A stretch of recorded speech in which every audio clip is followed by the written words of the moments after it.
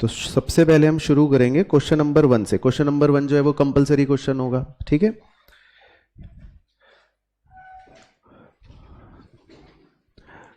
तो इसका ए पार्ट में पूछ रहा है state with reasons whether the following statements are true और फॉल्स। तो हर पार्ट जो है वो 2 नंबर का होता है और एग्जाम के लिए ये इंपॉर्टेंट है कि आपको रीजन जो है वो लिखना पड़ेगा। अगर आप रीजन नहीं लिखोगे तो फिर एग्जामिनर 2 नंबर नहीं देगा। तो 1 बाय 1 डिस्कस कर लेते हैं कि किस पार्ट का आंसर क्या है। तो सबसे पहले में लिखा है amount spent for the construction of temporary huts which were necessary for construction of cinema house were demolished when the cinema house was ready is a capital expenditure। तो पहले आपको बताना है कि आपको क्या लग रहा है, फिर मैं भी बताऊंगा कि मुझे क्या लग रहा है। आपकी और मेरा सेम होगा तो आगे बढ़ जाएंगे, अलग होगा तो डिस्कस कर लेंगे। तो भाई हमने कोई सिनेमा हाउस बनाया, तो सिनेमा हाउस के कंस्ट्रक्शन के लिए आप देखते हो ना बाजू में कुछ झुग्गी झोपड़ी सी होती हैं, टेम्परेरी हट्स होते हैं। भाई वो बनाने इसलिए जरूरी होते हैं क्योंकि मजदूर नहीं तो रहेगा कहां।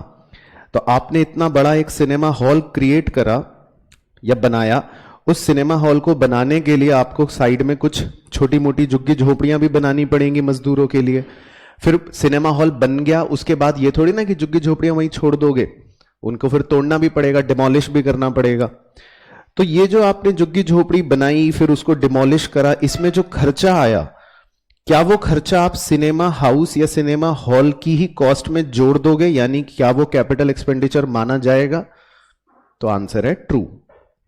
और जो बात मैंने आपको हिंदी में बताई वो इसका रीजन है क्योंकि ये जो खर्चा हमने करा झुग्गी झोपड़ी बनाने का और उसके डिमोलिशन का, ये एक नेसेसरी खर्चा है सिनेमा हॉल के कंस्ट्रक्शन के लिए।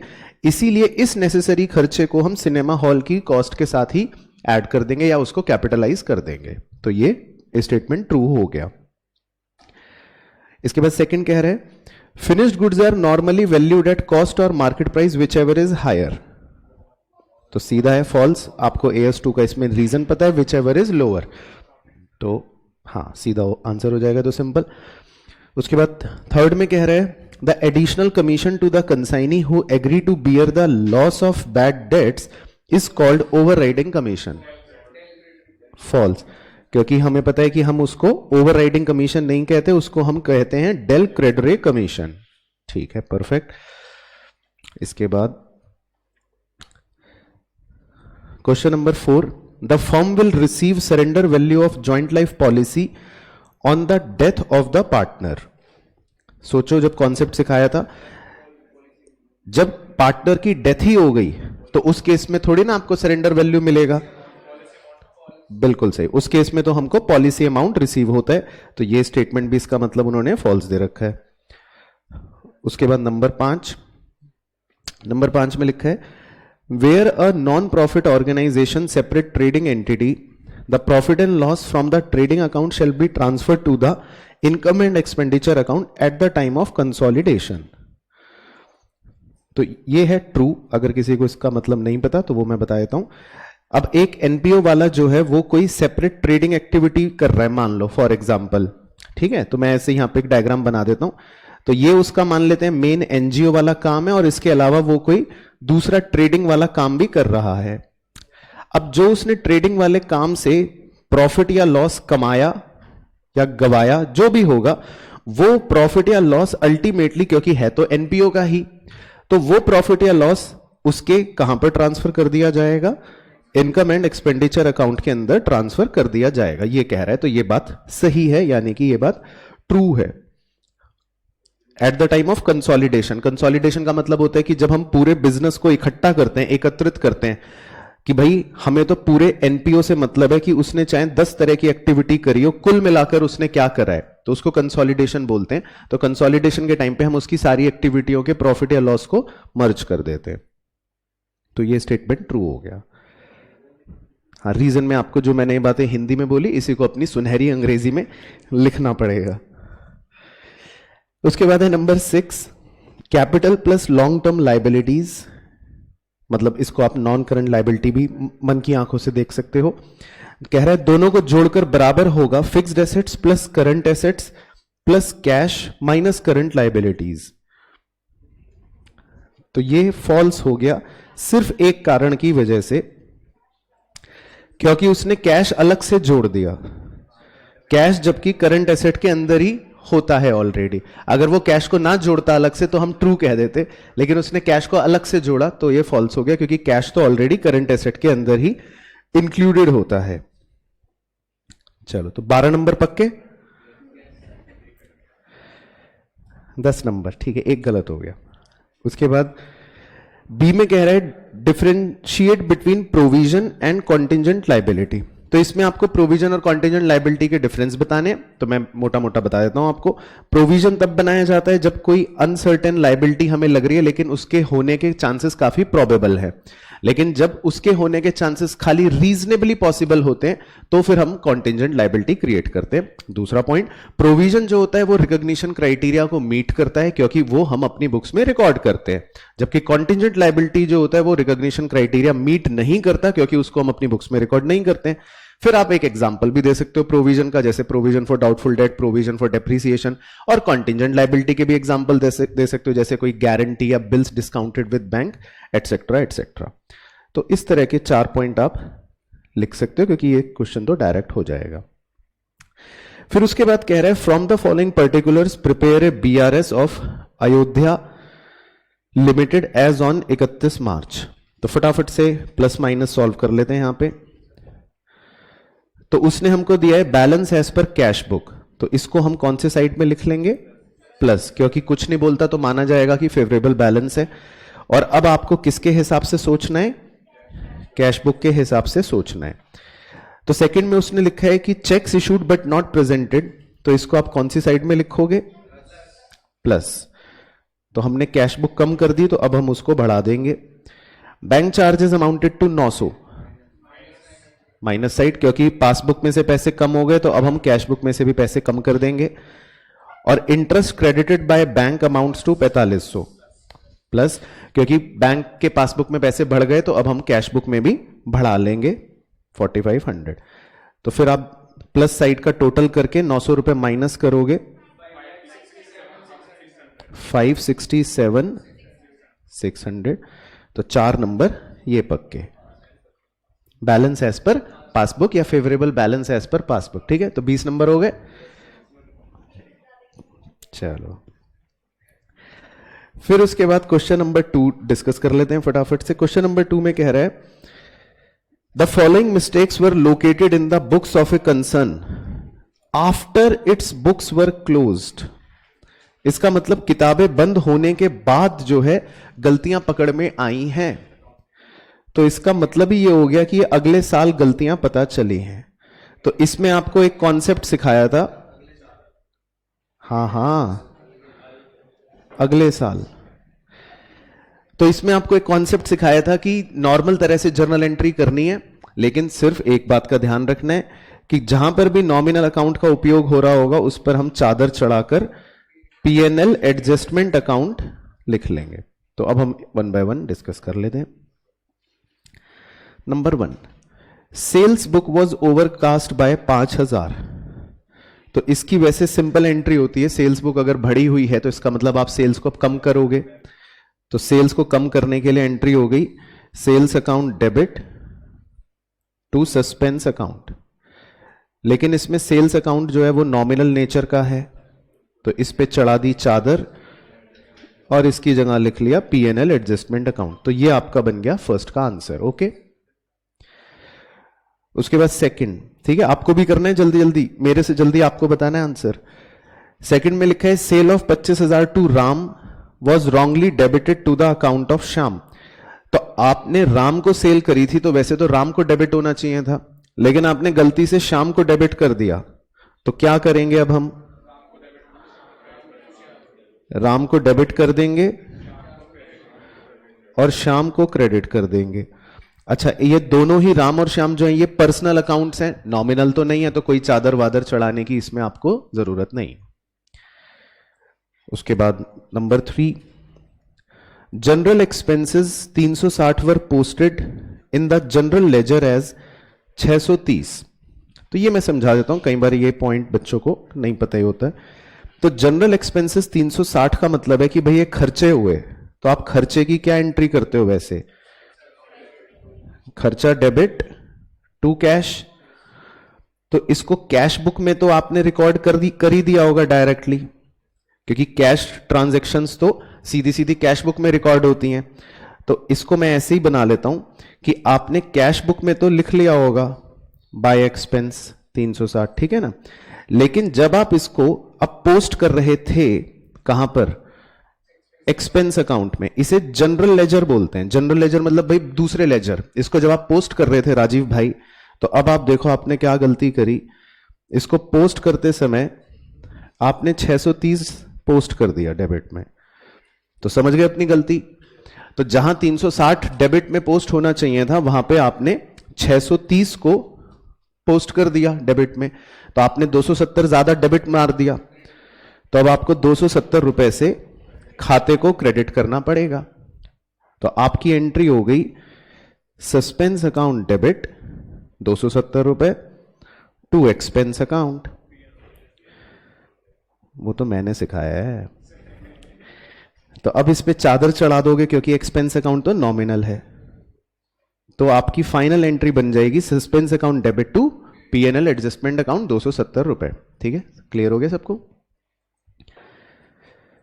इसके बाद है नंबर 4। नंबर 4 भी आपसे पूछ लेते। नंबर 4 में कह रहा है a bill receivable for 1550 was passed through bills payable book.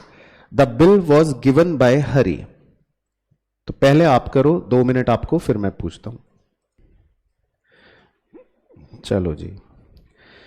तो सबसे पहले तो ये समझो कि जब भी ऐसा लिखा होता है passed through, passed through word का मतलब होता है रिकॉर्ड करना। तो ये एक रिकॉर्डिंग की गलती है। ठीक है, ये कौन सी गलती है? रिकॉर्डिंग की। तो रिकॉर्डिंग की गलती के लिए आप स्टेप्स का सहारा ले सकते हो अगर आपके कॉन्सेप्ट्स कमजोर है तो। अब स्टेप्स क्या होते हैं रिकॉर्डिंग एरर्स के अंदर? कि सबसे पहले आप रॉन्ग एंट्री लिख लो कि हमने गलत क्या करा। तो भाई देखो, बिल्स रिसीवेबल हमको मिला हरी से, ठीक है ना, लेकिन गलती से हमने समझ लिया ये बिल्स पेबल है। तो हमने तो बीपी वाली एंट्री कर दी होगी, हरी टू बीपी, है ना, 1550 की। तो ये हमने रॉन्ग एंट्री कर दी होगी बीपी समझ के। अगला स्टेप होता है इस रॉन्ग एंट्री का रिवर्स कर दो। तो इसमें तो उल्टा ही करना है, बीपी डेबिट टू हरी 1550, ठीक है। फिर आपको ये करना है कि अगर मैं सही करता, करेक्ट एंट्री करता, यानी कि मैं बी आर की एंट्री करता, तो मैं क्या एंट्री करता? बी आर डेबिट टू हरी, मैं ये एंट्री करता करेक्ट। तो बस अब आपको फाइनल आंसर निकालने के लिए लास्ट के दोनों को जोड़ना होता है। सही, तो आपका फाइनल आंसर बन जाएगा, दोनों को जोड़ोगे तो B R debit 1550, BP debit 1550 to Hari 3100। तो ये आपका फाइनल आंसर बन जाएगा। अब इसमें बी आर बीपी ये भी नॉमिनल नहीं है और हरी भी नॉमिनल नहीं है, तो कोई चादर चढ़ाने की आपको आवश्यकता नहीं है। ठीक है, क्लियर हो गया पॉइंट? तो रिकॉर्डिंग एरर्स के अंदर हम ये वाले स्टेप लगा सकते हैं। उसके बाद नंबर 5। नंबर 5 में कह रहा है legal expenses of 2910 paid to Mrs Neetu was debited to her personal account. तो देखो आपने लीगल एक्सपेंस पे करे। लीगल एक्सपेंस पे करने की एक नॉर्मल एंट्री होती है expense account debit to cash. तो आपको वैसे तो एक्सपेंस अकाउंट को डेबिट करना चाहिए था, लेकिन आपने गलती से किसको डेबिट कर दिया? नीतू को। आपने उसके नीतू के अकाउंट में डेबिट में पर्सनल में लिख लिया। तो गलती से आपने नीतू को डेबिट कर दिया, तो अब नीतू को क्या करोगे आप? क्रेडिट कर दोगे। तो आपकी रेक्टिफिकेशन एंट्री क्या बन जाएगी? अच्छा, इतना सोच लिया आपने। तो expense account debit to Neetu, मतलब वैसे तो ये एंट्री बनेगी, लेकिन एक्सपेंस अकाउंट क्योंकि नॉमिनल नेचर का हो गया, तो उस पर चादर चढ़ा देते हैं और उसकी जगह लिख देंगे PNL adjustment account debit to Neetu. तो इसका फाइनल आंसर हो जाएगा PNL adjustment account debit to Neetu. ठीक है। उसके बाद number 6, cash received from Aman. आपको अमन से कैश मिला, तो इसकी सीधी सीधी एंट्री तो कैश बुक में हो जाएगी, है ना। इसको आपने रिकॉर्ड कर दिया होगा कैश बुक में, लेकिन गलती से क्या करा? वॉज डेबिटेड टू विमल 3200। तो आपने लेकिन गलती से अमन को क्रेडिट करने की बजाय पोस्टिंग करते समय विमल को डेबिट कर दिया फालतू में। तो अब आपको क्या करना पड़ेगा? अपनी गलती सुधारने के लिए विमल को क्रेडिट करोगे 3200, अमन को जो क्रेडिट करना चाहिए था उसे अब क्रेडिट करोगे 3200। कैश में तो कुछ है ही नहीं, कैश में गड़बड़ नहीं होती कभी, क्योंकि कैश तो रिसीव हो ही गया अमन से, तो वो तो हमने कैश में डेबिट में 3200 लिख ही लिया होगा कैश बुक के अंदर, तो कैश में कोई गलती नहीं है। गलती हमेशा कहां होती है? पोस्टिंग में, इस तरह की बातों में। तो अमन को क्रेडिट करने की बजाय आपने विमल को डेबिट कर लिया था, तो ये गलती हमने रेक्टिफाई कर ली। ठीक है, क्लियर हो गया। और उसके बाद है 7th, ये सिंपल है। While carrying forward the total of purchase book to the next page 1235 was return as 1325। तो बेसिकली परचेज बुक ओवरकास्ट हो गई 90 रुपए से, तो परचेज की ओवरकास्टिंग की एंट्री क्या होगी? परचेज को कम करना पड़ेगा, तो suspense account debit to purchase. अब परचेज जो है वो नॉमिनल है, तो उसकी जगह आ गया टू P&L एडजस्टमेंट। तो 90 रुपए की एंट्री हो गई suspense account debit to P&L adjustment. ठीक है, क्लियर। चलो, तो ये हो गया ए पार्ट। तो 10 नंबर ये पक्के। ठीक है, तो 20 और 10 30 हो गए। उसके बाद बस 10 नंबर और लाने, फिर पास तो हो जाएंगे हम। अब बी पार्ट में पढ़ लेते हैं क्या कह रहा है। बी पार्ट में लिखा है अनिरुद्ध एंड एसोसिएट्स। तब तक आप ढांचे खींचो सुंदर सुंदर, अब आपको मेहनत करनी पड़ेगी, अभी तक तो बैठे बैठे मजे आ गए। Anirudh and associates purchased an old machinery for 74,000 on 1 January 2017 and spend 6,000 on its overhauling. तो मैं क्या मानूंगा? सर आप कुछ भी मानो, आपसे हमें क्या। मैं ये मानूंगा कि 1 जनवरी 2017 को जो मैंने मशीन खरीदी है उसकी कॉस्ट 80,000 है। ठीक है, समझ गए। तो वैसे 74 की खरीदी, लेकिन 6,000 कह रहा है मैंने ओवरहॉलिंग पे स्पेंड कर दिया उसी समय, तो मैं तो ये मानूंगा कि मैंने मशीन कितने की खरीदी? 80 की खरीद ली। ठीक है, फिर on 1 July 2018 another machine was purchase for 20। ठीक है, तो चित्र बनाता चलता हूं। तो पहले एक साल हमारा खत्म हो गया 31 दिसंबर 2017 को। फिर कह रहा है कि मैंने 1 जुलाई 2018 को 20,000 की एक और मशीन खरीद ली है। तो 1 जुलाई 2018 को मैंने एक M2 खरीद ली है 20,000 की। ठीक है, उसके बाद फिर कह रहा है on 1 July 2019 the machine which was purchased on 1 January 2017 was sold for 56,000। तो मतलब आपने 1 जुलाई 2019 को M1 को बेच दिया। तो चित्रकारी कर लेते हैं, बनाओ आप भी, खाता आपको खींचना है, ध्यान रखना। तो 1 जुलाई 2019 को बताओ राजीव कौन सी मशीन बेची हमने? M1। कितने की बेची? 56 की। ठीक है, तो ये मैं ऐसे एरो बना देता हूं। तो जो आपने 2.5 साल पहले 80 की खरीदी थी उसे आपने 2.5 साल बाद 56 में बेच दिया।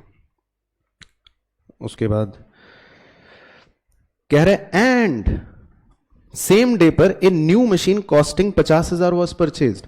तो इसी दिन आपने एक बेच दी और इसी दिन ऊपर ही बना लेता हूं M3 आपने खरीद ली, एक और मशीन खरीद ली, कितने की? 50 की। तो उसी दिन आपने एक और M3 खरीद ली।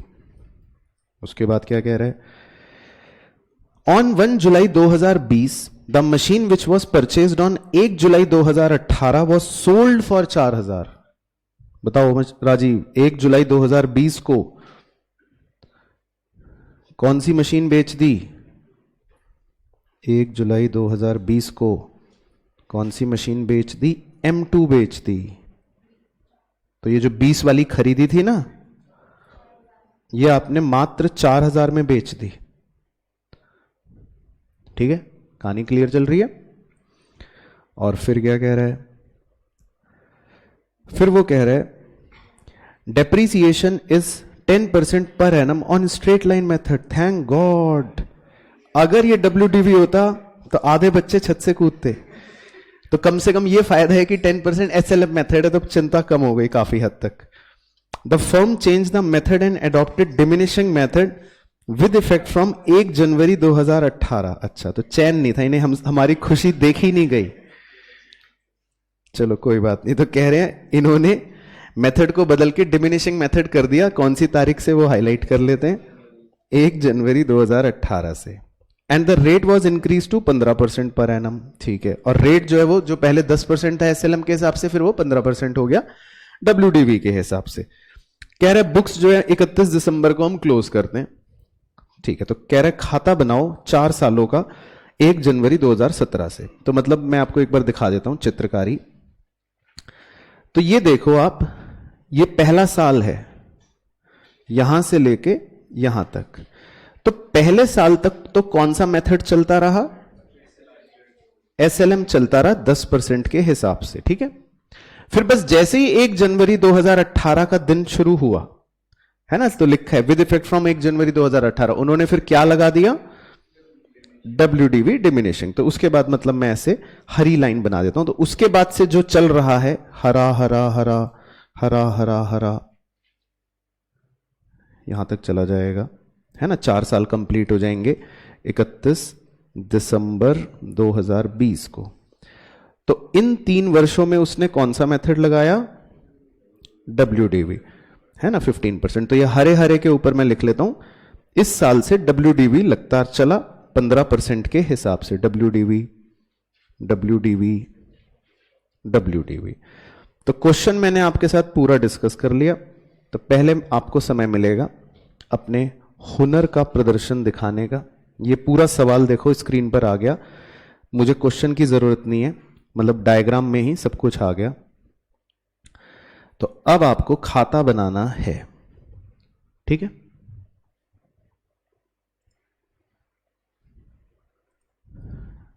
चलो तो अब सब बच्चे 1 बाय 1 बस मुझे बताते रहना कि भाई ठीक है। पहले मैंने M1 की कहानी आपके साथ पकड़ी है।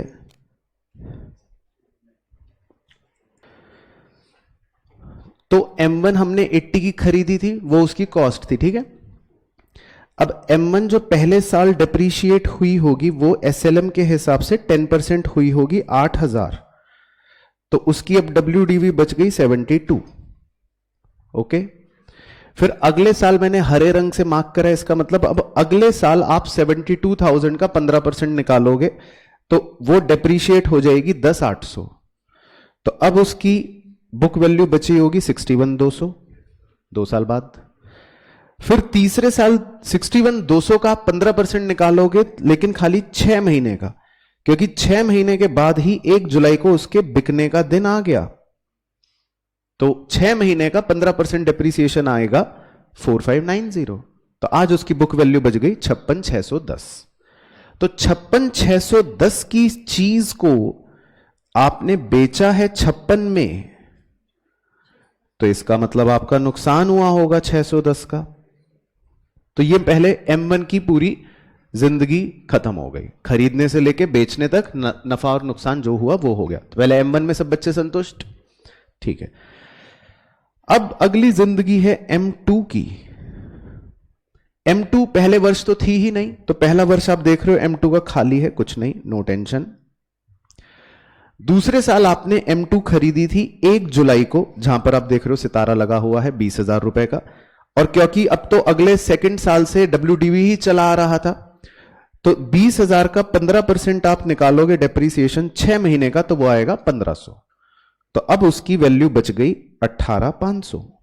क्या मैं सही कह रहा हूं? फिर तीसरे साल आप 18,500 का 15% निकालोगे तो आएगा 2775। तो फिर उसकी अब बुक वैल्यू बच गई 15,725। क्या मैं सही बोल रहा हूं? फिर चौथे साल आप 15,725 का 15% निकालोगे, लेकिन खाली 6 महीने का, क्योंकि 6 महीने के बाद उसके बिकने का दिन आ गया था। तो 15,725 का 15% 6 महीने का आएगा 1179 पॉइंट समथिंग, जिसको हमने 1180 कर लिया। तो आज उसकी बुक वैल्यू बच गई 14,545। तो क्या ये बात सही है?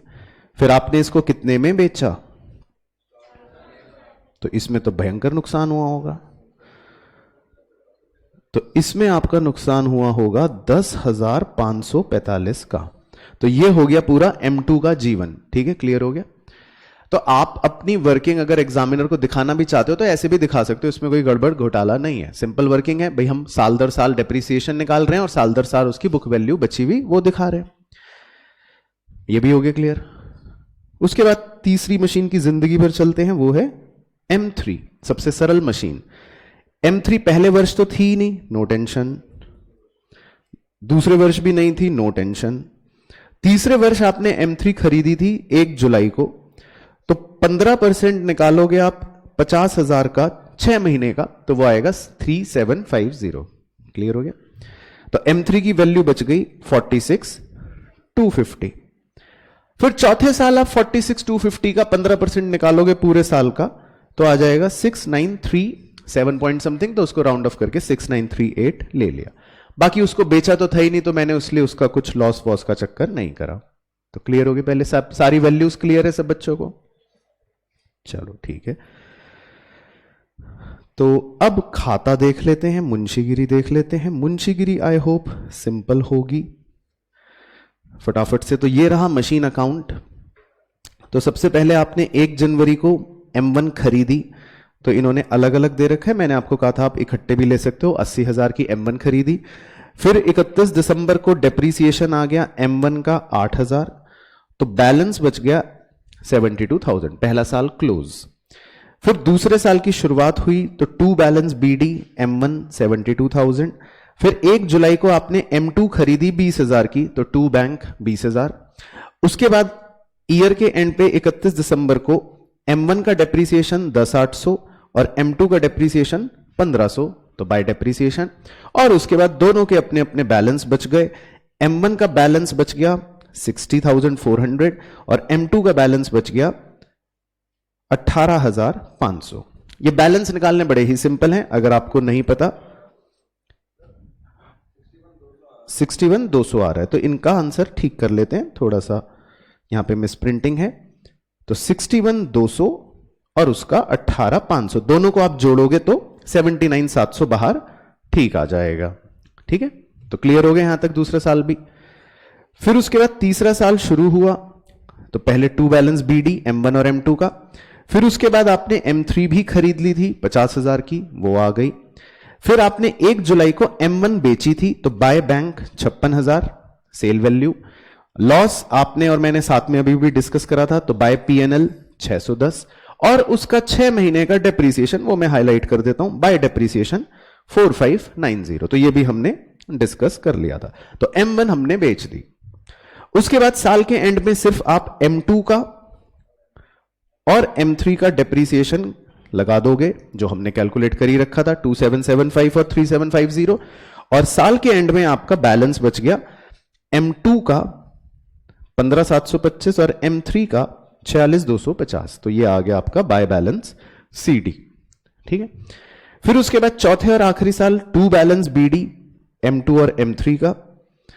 फिर आपने 1 जुलाई को M2 बेची थी, तो बाय बैंक सेल 4,000 की बेची। M2 पर हमने लॉस कैलकुलेट कर लिया था, बाय PNL 10,545 और M2 का 6 महीने का डेप्रीसिएशन था 1180, वो भी हमने कैलकुलेट कर लिया था। बस उसके बाद साल के एंड पे खाली M3 का डेप्रीसिएशन 6938, वो हमने कैलकुलेट कर लिया था, तो हमारा बैलेंस बच गया खाली M3 का 39,312। तो सब बच्चों को क्लियर हो गया। तो ये पूरा खाता बन गया। तो मुबारक हो बच्चों, आप पास हो गए। तो 10 नंबर डेप्रीसिएशन के भी कंप्लीट। अब हम करते हैं जी क्वेश्चन नंबर 3। तो पहले 2 क्वेश्चन कंप्लीट होते ही हम पास हो गए, अब तो बोनस चलेगा। तो अब पहले 10 नंबर का जो क्वेश्चन है वो कर लेते हैं एक बार discuss. Dipankar of Vijayanagar consigns 500 cases of goods costing 3,000 each to Sandeep. तो ऐसा छोटी सी गाड़ी बना लेते हैं कि भाई कंसाइनर जो है उसने 500 डब्बे भेजे हैं और एक डब्बे की जो लागत है वो है 3,000 रुपए टू संदीप ऑफ उदयपुर। उदयपुर में संदीप को भेजे। Dipankar page the following expenses in connection with the consignment. तो कंसाइनर के एक्सपेंसेस आपको दे रखे हैं, तो कंसाइनर के तो जैसे मर्जी खर्चे हो, उसमें हम कोई भेदभाव नहीं करते। तो मैं तो सीधा अपने ऐसे रीड कर लूंगा कि consignor expenses is equal to 1.5 lakh. तो मैं तो क्वेश्चन को अब ऐसे रीड कर रहा हूं कि कंसाइनर के खर्चे कितने, 1.5 लाख। तो उसने 1.5 लाख रुपए खर्च करे कितने डब्बों पर, 500 डब्बों पर। ठीक है, तो अगर हम बाद में जब प्रोपोर्शनेट डब्बों की बात करेंगे, कुछ खर्चे की बात करेंगे, प्रोपोर्शनेट कंसाइनर के खर्चे की, तो थोड़ा सा वो मैथमेटिक्स भी लेके चलते रहो कि एक डब्बे पर इसका मतलब कंसाइनर ने कितना खर्च करा होगा प्रोपोर्शनेटली, 300 रुपए, है ना। टोटल 1.5 लाख रुपए खर्च करे और 500 डब्बों पे खर्च करे, तो प्रोपोर्शनेटली एक डब्बे पर कितना खर्च करा, 300 रुपए। ठीक है ना, तो थोड़ा सा वो भी हमने लिख लिया। तो ये एक डब्बे का कंसाइनर एक्सपेंस हो गया। फिर उसके बाद लिखा है संदीप सेल्स 350 डब्बे। अच्छा, तो इसका मतलब 150 की अभी कुछ कहानी होगी। तो संदीप ने 350 डब्बे बेचे हैं एट 4200 पर डब्बा। तो फटाफट से कैलसी पे मल्टीप्लाई करो। ठीक है, तो ये मैं लिख लेता हूं। तो भैया सेल्स फिगर आ गई 14,70,000। ठीक है, एंड इनकर द फॉलोइंग एक्सपेंसेस। अब कंसाइनी के एक्सपेंसेस जो होते हैं उनको थोड़ा ध्यान से पढ़ना पड़ता है क्योंकि उसमें भेदभाव है। क्लियरिंग चार्जेस, तो ये हमारे काम के हैं क्योंकि ये नॉन सेलिंग खर्चे हैं, है ना, ये हमारे काम के होते हैं। उसके बाद लिखा है warehousing and storage charge, ये बेकार वाले होते हैं। बेकार का मतलब, हां, कि मतलब इनको हम प्रोपोर्शनेटली डब्बों की लागतों में जोड़ेंगे नहीं। और अगला दे रखा है पैकेजिंग एंड सेलिंग एक्सपेंस, तो ये तो नाम से ही सेलिंग दे रखा है, तो ये भी बेकार है। इनको भी प्रोपोर्शनेटली हम लागत में जोड़ेंगे नहीं। तो जब प्रोपोर्शनेट कंसाइनी के नॉन सेलिंग खर्चे जुड़ा करेंगे तो खाली 36,000 ही लेंगे हम। ठीक है, अच्छा, इट वॉज फाउंड, क्या पता चला, 50 डब्बे वर लॉस्ट इन ट्रांजिट। आओ पहले हम इनकी बात करेंगे। अब मैं इधर आ रहा हूं साइड में। 50 डब्बे रास्ते में ही खो गए, तो बहुत ही सिंपल है क्योंकि ये रास्ते में ही खो गए 50 डब्बे, तो इनकी इनिशियल कॉस्ट कितनी होगी, 3,000 इंटू 50, 1.5 लाख, प्लस इन पे प्रोपोर्शनेट कंसाइनर के एक्सपेंस भी जोड़ेंगे हम। तो कंसाइनर ने 1.5 लाख रुपए खर्च करे थे 500 डब्बों पर, तो प्रोपोर्शनेटली 50 डब्बों पर कितना, 15,000। तो ठीक है, अब इसमें प्रोपोर्शनेट कंसाइनी एक्सपेंस भी जोड़ लें क्या, इसमें प्रोपोर्शनेट कंसाइनी एक्सपेंस भी जोड़ लें क्या, पहुंचे ही नहीं अभी तो कंसाइनी के पास, समझ गए, नहीं रास्ते में ही खो गए हैं अभी। ठीक है, तो वो नहीं जोड़ेंगे हम। तो हमारा रास्ते में जो डब्बे खो गए वो वैल्यू का लॉस का आंसर हमारा आ गया 165। तो फटाफट से मैं ट्रक बना देता हूं। तो कंसाइनर ने 500 डब्बे भेजे थे, ठीक है, 2 ट्रक भेजे थे वैसे। पहले ट्रक में थे 450 डब्बे, दूसरे ट्रक में थे 50 डब्बे। तो जो पहला ट्रक जब कंसाइनी के पास पहुंचा तो कितने डब्बे लेके पहुंचा, तो वो पहुंचा 400 डब्बे लेके। अब आगे पढ़ रहा हूं, 50 डब्बे रास्ते में खो गए थे। अच्छा, तो जब कंसाइनी के पास जो पहला ट्रक पहुंचा 400 डब्बे लेके, उसने कितने डब्बे बेचे हैं, 350 डब्बे बेचे हैं, क्वेश्चन ने बोला था। तो इसका मतलब अभी भी उसके पास अनसोल्ड कितने रह गए होंगे, 50। तो ये हमारे एक तरह से क्लोजिंग स्टॉक में काम आ जाएंगे। तो कंसाइनी के पास 50 डब्बे अभी भी अनसोल्ड रह गए होंगे। अच्छा, अब कहानी आगे पढ़ रहा हूं। कहानी में फिर लिखा है and another 50 cases were in transit. तो कहा था ना कि 2 ट्रक्स भेजे थे, एक 450 डब्बों के साथ और एक 50 डब्बों के साथ। अब इस ट्रक का ड्राइवर था राजीव, तो राजीव रुक गया ढाबे में बीच में खाना खाने, और इसको नींद आ गई, ये सो गया। तो ये डब्बे जो हैं ये अभी पहुंचे ही नहीं, ये अभी रास्ते में ही हैं। तो ये गुड्स जो हैं, भाई सो रहे हो तुम, क्या बना दिया क्या। तो ये गुड्स जो है ये अभी भी रास्ते में ही है, ठीक है ना। तो अब इसका कॉन्सेप्ट भी एक बार याद कर लेते हैं सो दैट कहानी में काम आए। तो भाई रास्ते में भी क्यों ना हो ये डब्बे, ये हैं तो माने तो हमारे क्लोजिंग स्टॉक का ही भाग जाएंगे ना एक प्रकार से। भाई बस पहुंचे नहीं है लेकिन बिके भी तो नहीं है, ये भी तो अनसोल्ड ही है ना भाई, ये अभी रास्ते में ही है बेचारे डब्बे, तो ये भी तो अनसोल्ड ही हुए ना एक प्रकार से। तो ये भी 50 डब्बे क्लोजिंग स्टॉक है और वो भी 50 डब्बे क्लोजिंग स्टॉक है। परंतु परंतु परंतु परंतु जो ये 50 डब्बे रास्ते में हैं, इन पर तो कंसाइनी का खर्चा हुआ ही नहीं होगा, क्योंकि ये तो अभी तक कंसाइनी के पास पहुंचे ही नहीं। तो इन पे आप प्रोपोर्शनेट कंसाइनी एक्सपेंस नहीं जोड़ोगे। मेरी बात क्लियर हो गई ना कहानी के डायग्राम के हिसाब से। लेकिन ये वाले जो 50 अनसोल्ड डब्बे हैं जिन्हें मैं हाईलाइट कर रहा हूं, ये तो कंसाइनी के गोदाम में पहुंचने के बाद अनसोल्ड रहे, तो इन पर आप कंसाइनी के प्रोपोर्शनेट खर्चे भी जोड़ोगे। तो ये हमारा कहानी में हेल्प करेगा पॉइंट, ठीक है। अच्छा, उसके बाद और क्या कह रहा है कहानी में, Sandeep is entitled to 10% commission on sale. तो ये तो सीधा सीधा आ ही गया आंसर। ऊपर आपने सेल लिखी रखी है 1470, तो उसका 10% कितना हो गया संदीप का कमीशन, 147। तो ये हो गया संदीप का कंसाइनी का कमीशन। कह रहे drop the consignment account and Sandeep account in the books of Dipankar. तो संदीप अकाउंट तो चलो मैं छोड़ देता हूं, वो तो एक सिंपल बन जाएगा। कंसाइनमेंट अकाउंट का हम ढांचा बना लेते हैं साथ साथ, फिर मैं आपसे फिगर फिल करवा लूंगा और वर्किंग मैं कर लूंगा आपकी सहूलियत के लिए। तो कंसाइनमेंट अकाउंट का ढांचा बना लेते हैं, कॉन्सेप्ट भी याद आ जाएगा। तो मैं इसमें भी वैल्यूज नहीं लिखूंगा, वो आपसे भरवाऊंगा थोड़ी देर में, लेकिन कॉन्सेप्ट लिख देता हूं। तो कंसाइनमेंट अकाउंट के अंदर हमने सीखा था कि कैसे कैसे लिखना है। डेबिट साइड में सबसे पहले हम क्या लिखना है, गुड सेंट ऑन कंसाइनमेंट। तो जितना भी माल आपने भेजा होगा वो आप यहां पर लिख लोगे। उसके बाद जो भी कंसाइनर खर्चे करता है उसके लिए आप क्या लिखते हो, टू बैंक अकाउंट। तो कंसाइनर ने 1.5 लाख के खर्चे करे थे सब मिला मिलू के, ठीक है। उसके बाद जो भी कंसाइनी के खर्चे होते हैं उसके लिए आप क्या लिखते हो, टू संदीप। फिर जो भी कंसाइनी का कमीशन होता है उसके लिए आप क्या लिखते हो, टू संदीप। तो बस टू संदीप लिख के सब कुछ कर देना आप। फिर कंसाइनी जो माल बेचता है उसके लिए आप क्या लिखते हो, बाय संदीप। तो सेल हमने करी थी 14,70,000 की, है ना, तो बाय संदीप। उसके बाद जो भी आपका एबनॉर्मल लॉस हुआ था, मतलब लॉस इन ट्रांजिट, वो आप लिख लोगे। चलो वो भी लिख लेते हैं, लिख ही लिया आप तो, 165।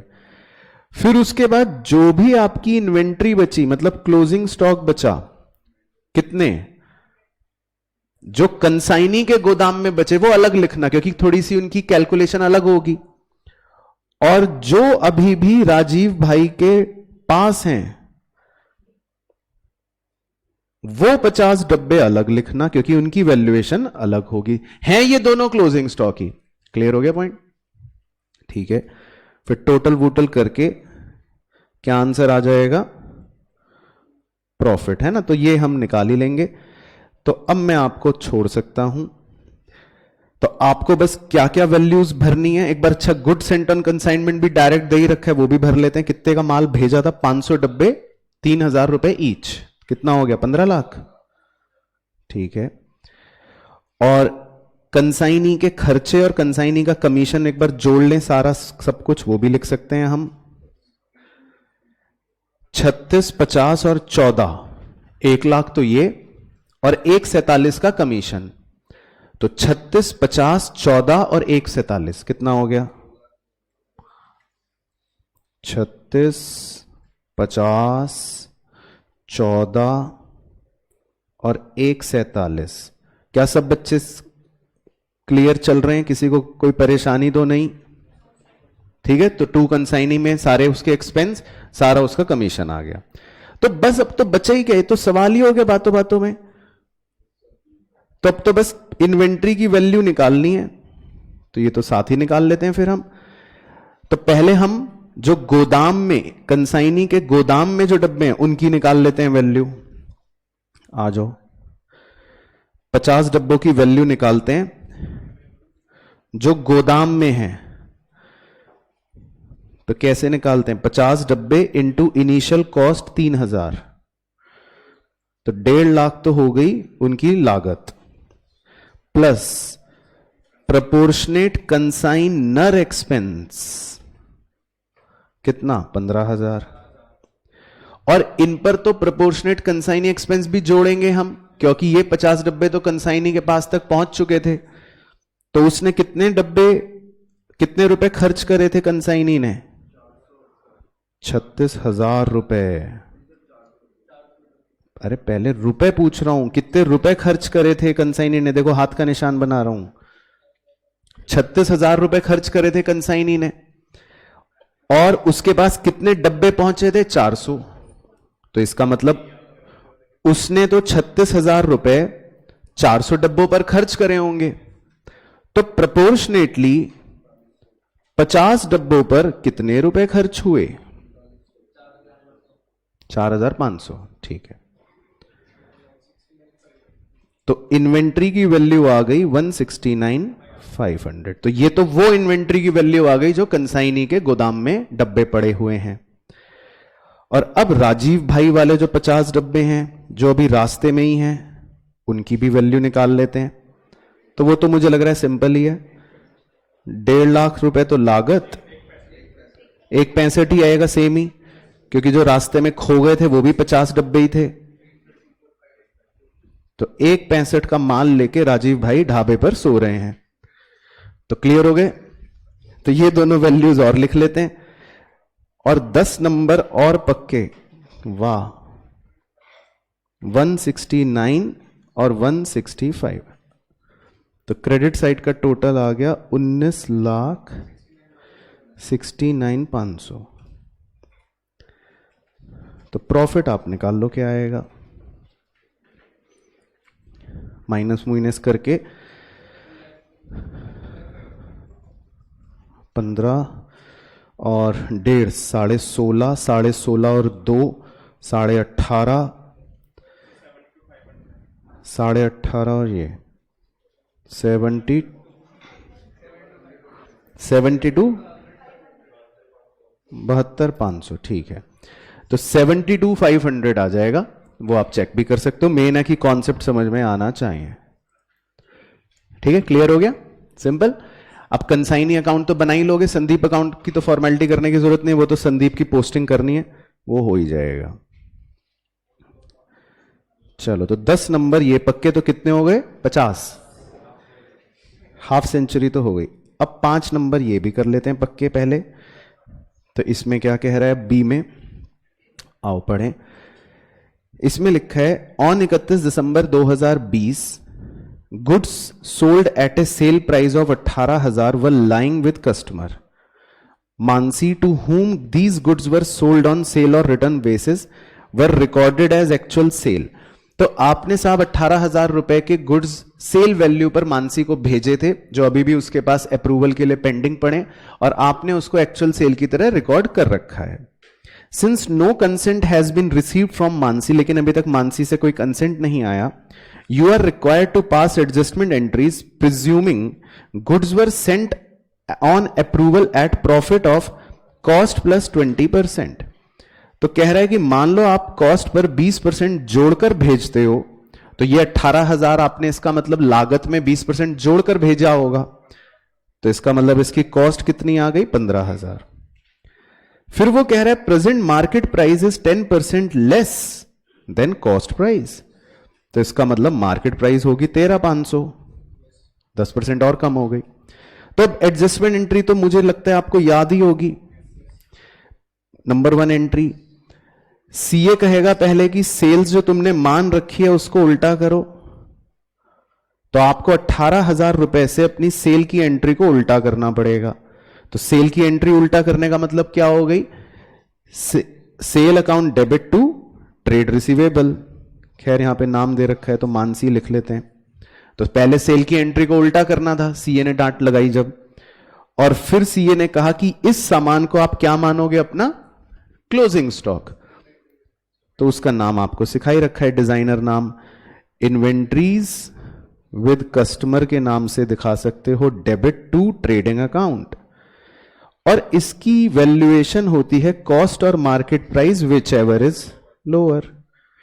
तो 13,500 क्योंकि लोअर वैल्यू है तो उस पर हम शो कर देंगे। ठीक है, याद आ गया चैप्टर। चलो 55 हो गए जी। ठीक है, उसके बाद सी में क्या कह रहा है? सी में कह रहा है वैसे तो attempt any one of the following two sub parts, कह रहा है दो में से कोई एक पार्ट करना, या तो वन पार्ट कर दो या दूसरा कह रहा है टू पार्ट कर दो।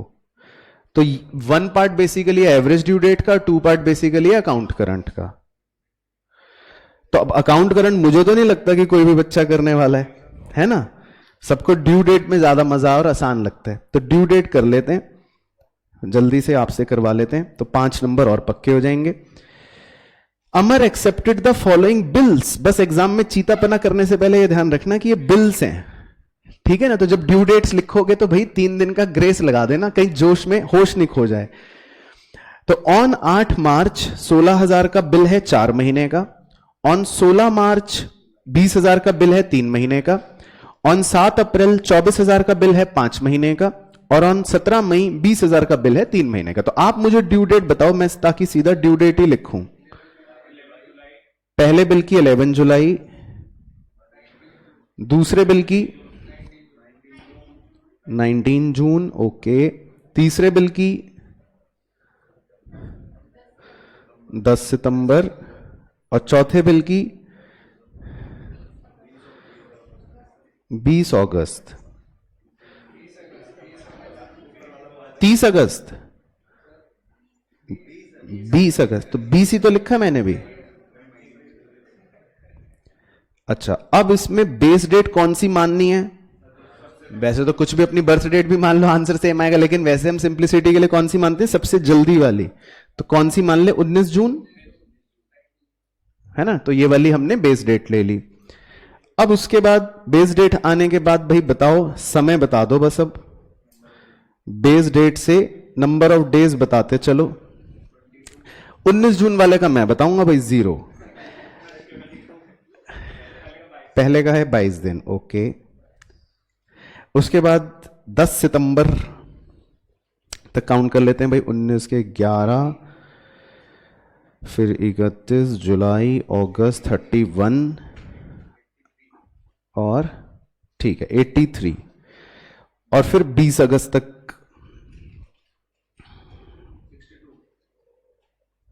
62। तब तक मैं मल्टीप्लाई भी करता रहूं ना। तो कितने डेज आ रहे हैं लास्ट वाले के? 62, ठीक है। तो फिर अमाउंट तो आपको पता ही है, डेज से मल्टीप्लाई करना है और फिर उसका टोटल कर देना है। 35,84,000। अब एवरेज ड्यू डेट का फार्मूला बताइए। ठीक है, वेरी गुड। तो सीधा मैं पुट कर देता हूं, 19 जून प्लस 3584 बटे टोटल अमाउंट कितना था? 16, ये 80। तो इसको आप सॉल्व कर लो जी। बिल्कुल सही। तो 44.8 है, तो हम तो 45 डेज ले लेंगे। तो अब 19 जून के बाद 45 दिन और गिन लो।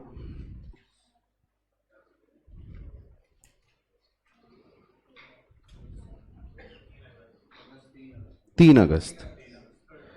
तो ये तो वैसे आ गई एक एवरेज ड्यू डेट। तो मतलब वो व्यक्ति ये चाह रहा है कि मैं 3 अगस्त को ही सीधा 80,000 दे दूं, अलग अलग डेट्स पर अलग अलग अमाउंट देने की बजाय मैं 3 अगस्त को ही 80,000 एक साथ दे दूं, तो मेरे लिए बात वही पड़ जाएगी। ठीक है ना। पहले यहां तक किसी को डाउट तो नहीं है? यहां तक ओके है, सिंपल सीधा। अब लास्ट लाइन पढ़ लेते हैं सवाल की यहां से। तो यहां पे लिखा है he wants to pay all the bills on a single day, find out this date. तो पहले वो तो हमने निकाल लिया, वो 3 अगस्त को एक साथ दे देगा सारे पैसे। Interest is charge at 18% per annum and Amar wants to save 628 by way of interest. Calculate the date on which he has to effect the payment to save interest of 628। तो कह रहे अमर जो है 628 रुपए बचाना चाहता है, तो बताओ 628 रुपए ब्याज के तौर पर बचाने के लिए एग्जैक्ट क्या डेट होगी। तो इसके लिए मैं आपको 2 मिनट दूंगा, क्योंकि ये बुद्धिमत्ता का प्रश्न है, अभी तक तो रट्टेबाजी हो रही थी, तो इसके लिए आपको मिलेगा पहले समय, फिर हम चर्चा करेंगे। चलो, तो अब देखो बच्चों, बहुत ध्यान से पहले कॉन्सेप्ट समझना, रटने वाली बात नहीं करनी अब, ठीक है। तो देखो ब्याज 18% है, वो तो गिवन है। अब देखो पहले आपको कॉन्सेप्ट समझना जरूरी है।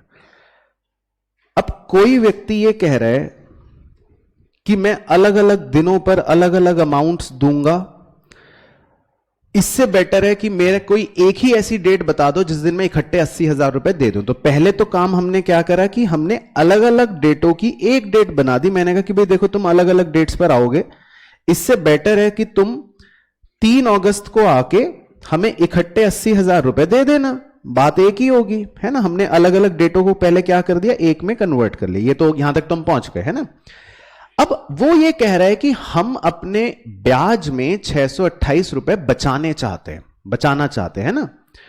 तो आप अगर अपने ब्याज को बचाना चाहते हो तो आपको थोड़ा सा पहले पेमेंट करनी पड़ेगी, तभी आपका ब्याज बचेगा। भाई अगर आप मान लो 3 अगस्त के बाद पे करते हो तो उल्टा और ब्याज देना पड़ जाएगा। आप अगर ब्याज बचाना चाहते हो तो आपको कुछ दिन पहले पेमेंट करनी पड़ेगी ताकि आपका ब्याज बच जाए। पहले इतना कॉन्सेप्ट क्लियर हो रहा है चार्टर्ड अकाउंटेंट साहब। तो वो ये पूछ रहे कि अब ये बताओ कि अगर आप 628 रुपए का ब्याज बचाना चाहते हो 80,000 रुपए पर, तो कितने दिन पहले आप पेमेंट करोगे या कौन सी डेट को करोगे, वो ये पूछ रहे हैं, ठीक है।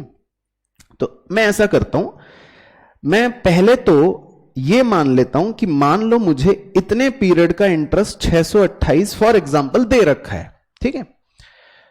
तो अगर मैं इतने दिनों का इंटरेस्ट 628 वैसे निकालता, as per the calculation interest वैसे निकालता, तो मैं कैसे निकाल रहा होता, 80,000 रुपए पर 18% पर एनम के हिसाब से जितने भी डेज ये हैं उनके हिसाब से मैं ब्याज निकालता। मैं कहता भाई इतने दिनों का ब्याज तुम्हारा ये बन रहा है, लेकिन दिन मुझे अभी पता नहीं है, तो मैंने दिनों को एक्स लिख लिया।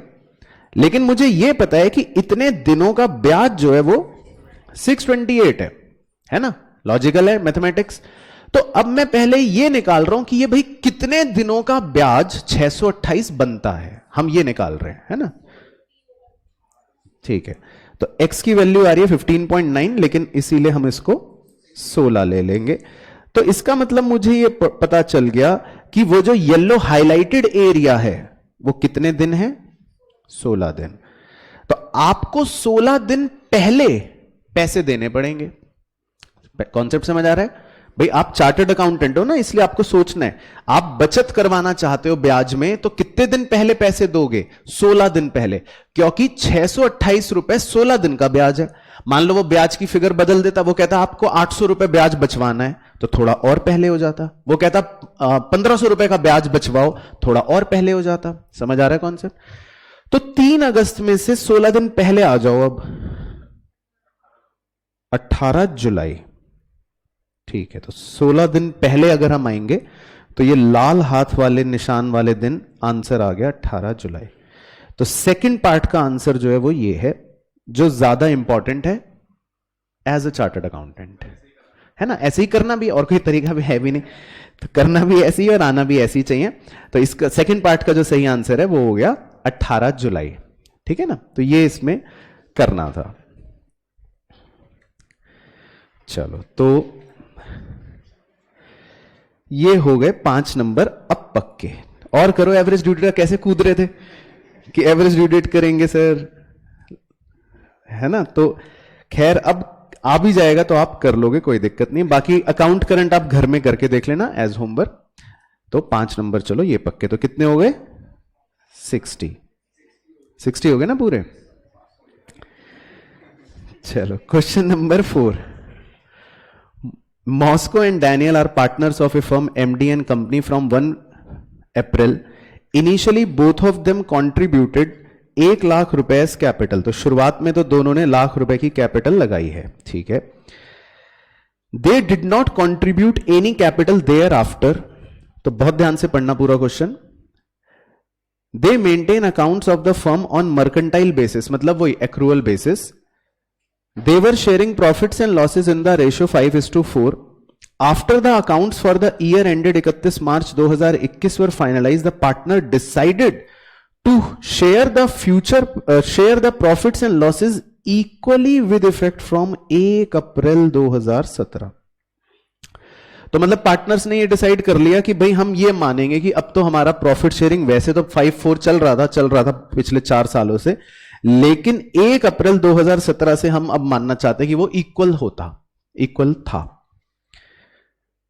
It was also discovered that in ascertaining the results in the earlier years, certain adjustment details which are given below had not been noted. कह रहा है ये बात पता लगी कि जब हमने रिजल्ट्स असरटेन करे थे, मतलब जब हमने प्रॉफिट्स कैलकुलेट करे थे, तो कुछ चीजों को हमने नोट ही नहीं करा था, भूल गए थे, मतलब मुंशी जो है वो कहीं खोया हुआ होगा। तो क्या क्या गड़बड़ हुई देख लेते हैं। 2018, 19, 20, 21 4 साल के प्रॉफिट्स दे रखे हैं। Profit as per account Munshi के हिसाब से प्रॉफिट्स दे रखे हैं। फिर नीचे लिखा है एक्सपेंसेस नॉट प्रोवाइडेड फॉर, यानी कि ये वो खर्चे हैं जो नहीं लिए गए लेकिन अब आपको लेने पड़ेंगे का मतलब हो गया आपके प्रॉफिट्स कम हो जाएंगे, ठीक है। और दूसरे में कह रहे हैं incomes not taken into account, तो इनकम कह रहे हैं हमने नहीं ली तो वो लेनी पड़ेंगी, तो इनकम लेने का मतलब है प्रॉफिट बढ़ जाएंगे, है ना। तो अब हमको प्रॉफिट्स को सही करना पड़ेगा।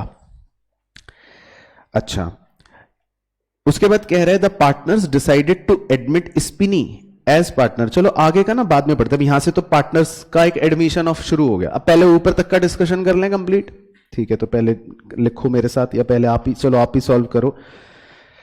तो ये बताओ कि इसके लिए क्या करें हम, ये जो हो रही है झोल झाल, इसके लिए क्या होगा या किस प्रकार से इसका एडजस्टमेंट करवाएं, इस पर पहले आपको मैं देता हूं 2 मिनट, ठीक है, फिर हम चर्चा करेंगे।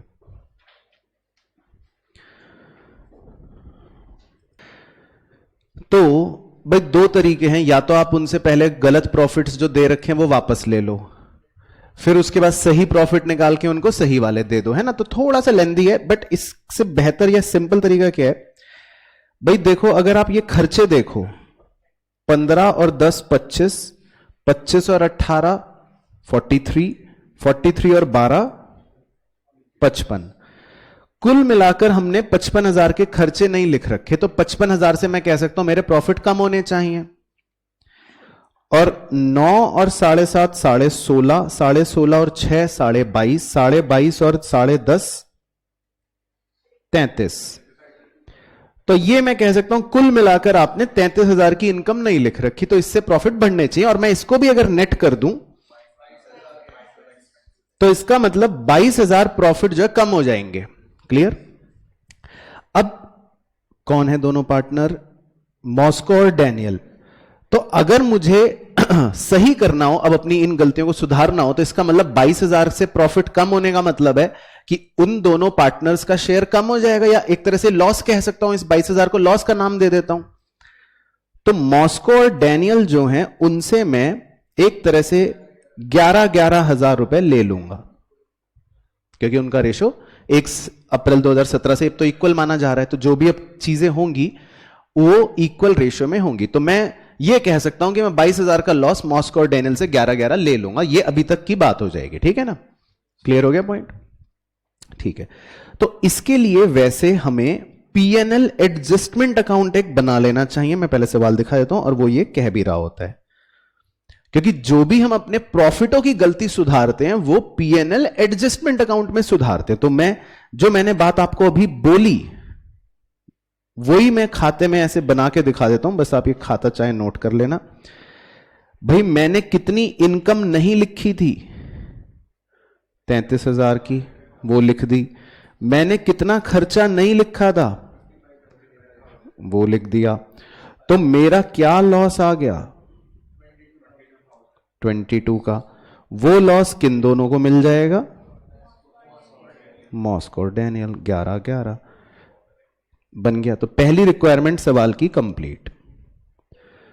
तो जितना क्वेश्चन हमने पढ़ा उतने क्वेश्चन के हिसाब से आपकी पहली रिक्वायरमेंट सवाल की कंप्लीट हो गई, और आई होप आपको समझ आ गया होगा कि हमने क्या करा है। तो हमने अपने प्रॉफिट में हुई हुई गलती को सुधार लिया, एडजस्ट कर लिया। तो इस खाते का नाम पड़ गया पीएनएल एडजस्टमेंट अकाउंट। क्लियर हो गया? अच्छा, अगर मान लो आपकी किस्मत फूटी होती और वो ये कहता कि जी जर्नल एंट्री करो, तो हालांकि आप चार्टर्ड अकाउंटेंट है, उसमें तकलीफ नहीं होनी चाहिए। उसी खाते से देखकर आप 3 जर्नल एंट्री भी बना सकते हो। पहली जर्नल एंट्री बन जाती PNL adjustment account debit to expense 55, दूसरी बन जाती income account debit to PNL adjustment 33, और तीसरी बन जाती Moscow debit Daniel debit to PNL adjustment. तो आई होप एग्जाम में जैसे मर्जी आए आप तैयार हो। क्लियर हो गया? तो पहला पार्ट पूरा खत्म हो गया। तो ये मान लो आधा क्वेश्चन हो गया। अब हम चलते हैं एडमिशन पर। अब जो आगे स्पिनी नया पार्टनर आ गया, वहां से कहानी पढ़ लेते हैं। The partners decided to admit Spinney as partner with effect from 1 April. अब ये समझ लो ये नया सवाल आ रहा है, बस पुराना तो सब खत्म, अब हमारे लिए आसान हो गया। तो नया पार्टनर स्पिनी आया।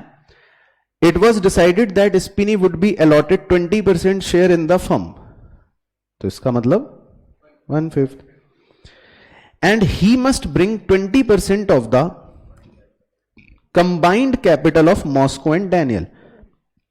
कह रहे वो मॉस्को और डैनियल की आप कैपिटल दोनों को जोड़ लेना, दोनों को जोड़कर जो भी आएगा उसका 20% निकाल लेना। उतने रुपए उसको कह रहा है लाने पड़ेंगे। हाँ, वो अभी देखते हैं कंबाइंड कैपिटल। फिर वो कह रहे हैं following is the balance sheet of the firm as on ये बिफोर द एडमिशन ऑफ स्पिनी। तो एडमिशन से पहले की बैलेंस शीट दे रखी है, तो इसको आप एक बार मोटा मोटा नजर मार लो। तो जी कैपिटल है, पेबल और ये वो, तो बैलेंस शीट तो साधारण है, इसमें कोई चॉकलेट, कोई कूड़ा, कोई कुछ भी नहीं है। ठीक है। फिर उसके बाद वो कह रहा है you are required to prepare, PNL तो हमने बना ही लिया, कैपिटल अकाउंट ऑफ पार्टनर। तो कैपिटल अकाउंट बना लेते हैं हम। ठीक है ना? आओ आप भी ढांचा खींच लो, मैं भी ढांचा खींच लेता हूं।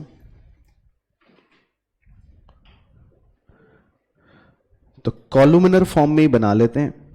मॉस्को डैनियल और स्पिनी, मॉस्को डैनियल और स्पिनी। चलो ठीक है, और फटाफट करते हैं पोस्टिंग ताकि टाइम वेस्ट कम हो। तो मॉस्को और डैनियल के तो बैलेंस कितने कितने हैं मैं वो लिख रहा हूं। 1,05,750 और डैनियल का 75,750। ठीक है। उसके बाद अब स्पिनी अपने साथ कितने रुपए लाया बाय कैश, वो तो हमें निकालना पड़ेगा। वो मैं अभी छोड़ देता हूं, उसको अभी बादल बना के मैं छोड़ देता हूं, क्योंकि उसके लिए तो हमें अभी वर्किंग वगैरह करनी पड़ेगी। ओके। फिर उसके बाद हमने अभी अभी ऊपर पीएनएल एडजस्टमेंट बनाया था और आपसे चर्चा भी करी थी। तो पीएनएल एडजस्टमेंट के तहत हमने ये पाया कि मॉस्को से 11 और डैनियल से 11 जो हैं वो लिए जाएंगे। तो वो हमने इसलिए मॉस्को और डैनियल से 11-11 ले लिए, या एंट्री की पोस्टिंग भी हो गई। पहले यहां तक क्लियर है सब बच्चों को? चलो ठीक है। अब मैं वापस से आपको सवाल की तरफ ले जाता हूं। अब आप देखो एक चीज, इन्होंने अपने प्रॉफिट शेयरिंग को रेट्रोस्पेक्टिवली बदला है। क्या आप इस बात से एग्री कर रहे हो? मतलब ये 5:4 में मुनाफे बांटते हुए आ रहे थे 4 सालों से, 18 में भी, 19 में भी, 20 में भी, 21 में भी। इन्होंने प्रॉफिट कैसे बांटा होगा? 5:4 में। लेकिन अब वो कह रहे हैं कि हम तो मान के चल रहे हैं कि 1 अप्रैल 2017 से ही इक्वल था। तो इन्होंने 4 वर्षों तक अपने मुनाफे 54 में दिए होंगे, जबकि देने चाहिए थे 11 में। क्या सब बच्चे इस बात से एग्री कर रहे हैं? तो मैं हाईलाइट कर रहा हूं, 18 का 70,000, 19 का 1,30 कितना हो गया 2 लाख, फिर 20 का 1,60 360 और 21 का 1,80 5,40। इसका मतलब सोचो 5,40,000 के मुनाफे 5,4 में बट चुके होंगे इन्हें, जबकि इस पॉइंट की वजह से, इस रेट्रोस्पेक्टिव प्रॉफिट के चेंज की पॉइंट की वजह से बटने चाहिए थे बराबर, है ना, इक्वल इक्वल 270 270। तो अब अगर मैं इस पॉइंट को पहले डील कर लूं तो मॉस्को और डैनियल को मैंने 5,40 मुनाफा दिया होगा 5,4 में, तो वो उनसे मैं वापस ले लेता हूं, डेबिट कर लेता हूं, वापस ले लेता हूं 3 लाख और 2,40,000 और देना चाहिए था वो प्रॉफिट मुझे इक्वल, तो अब उन्हें वो प्रॉफिट पुराने इक्वल दे देता हूं, तो क्रेडिट कर देता हूं 270 है ना। तो टेक्निकली मॉस्को से 30 लेकर डैनियल को 30 दे देता हूं, तो एक एंट्री बना दी मैंने ताकि इसकी पोस्टिंग करते समय आपको यह ना लगे कि सर ये क्या कर रहे हो आप। बोलो क्लियर हो गया पॉइंट। तो ये हमें क्यों करना पड़ा इतनी सी कलाकारी, क्योंकि उसने प्रॉफिट शेयरिंग रेशियो को रेट्रोस्पेक्टिवली चेंज करवा दिया था। उसने कहा था 4 साल पहले से ही मान के चलो कि इनका रेशियो बदल गया, तो हमने 4 साल के अपने प्रॉफिट्स को एडजस्ट कर लिया। ये पॉइंट भी क्लियर हो गया। तो अब मैं इसको पोस्ट कर देता हूं, क्योंकि कैपिटल अकाउंट में तो भाई हर चीज आनी चाहिए ना। तो मॉस्को डेबिट, तो मॉस्को को डेबिट कर देता हूं 30 और 2 डैनियल, डैनियल को क्रेडिट कर देता हूं 30, है ना। तो मॉस्को डेबिट हो गया और डैनियल क्रेडिट हो गया। क्लियर, कोई परेशानी तो नहीं। अब मॉस्को का टोटल पहले कर लेता हूं मैं 105,750, 105,750 में से माइनस करना जरा 11 और 30 64,750, ठीक है। तो ये आ गया मॉस्को का बैलेंस। फिर डैनियल का टोटल कर लेते हैं 1,05,750, उसमें से 11 माइनस कर दो 94,750। सब बच्चों को ओके। मॉस्को और डैनियल का बैलेंस आ गया। अब क्या लिखा था, स्पिनी कितने रुपए लाएगा, दोनों के कंबाइन का 20%। तो एक बार इन कैलसी पे ये दोनों फिगर्स को जोड़ना जरा, इन दोनों फिगर्स को जोड़ो तो सही कैलसी पर, मैं दिमाग में जोड़ता हूं। जोड़ लिया, ठीक है। फिर उसको 5 से भाग दो, 36,300, ठीक है। तो इसका मतलब स्पिनी जो है वो कितने रुपए लाएगा, 36,300। तो ये मैं लिख लेता हूं,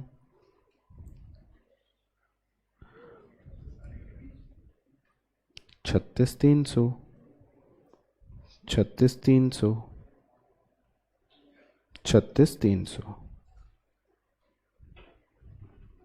ठीक है। क्लियर।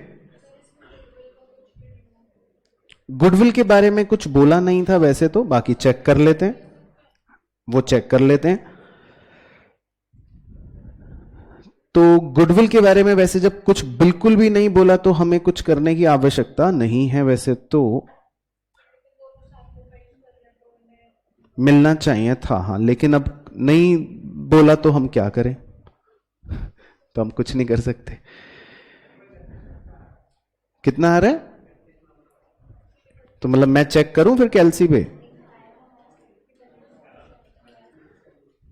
तो ये बच्चों ने गड़बड़ करी भाई, मेरी गलती नहीं है, ये बच्चों ने गड़बड़ करी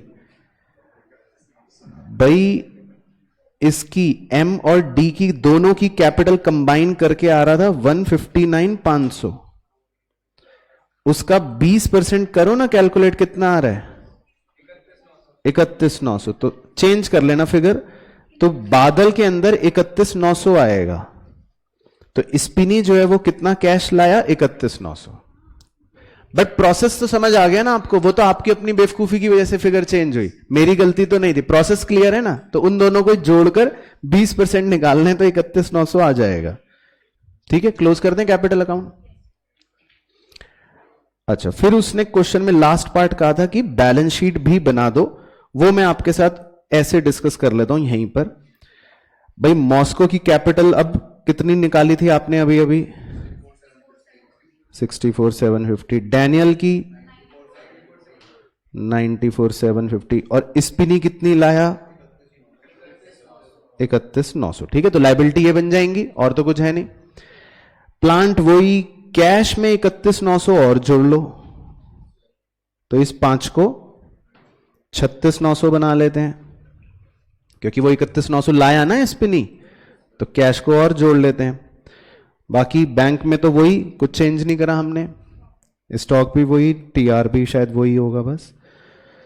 तो अब आप टोटल करके देख लो कि क्या आ रहा है। दोनों साइड का मैच होना चाहिए, देखो नहीं हुआ तो आपकी गलती है। और एसेट का भी करके बताओ कैलसी पर कि कितना कितना आ रहा है दोनों साइड का। 3,04,900 आ रहा है इधर का, तो 4,900 15 हाँ।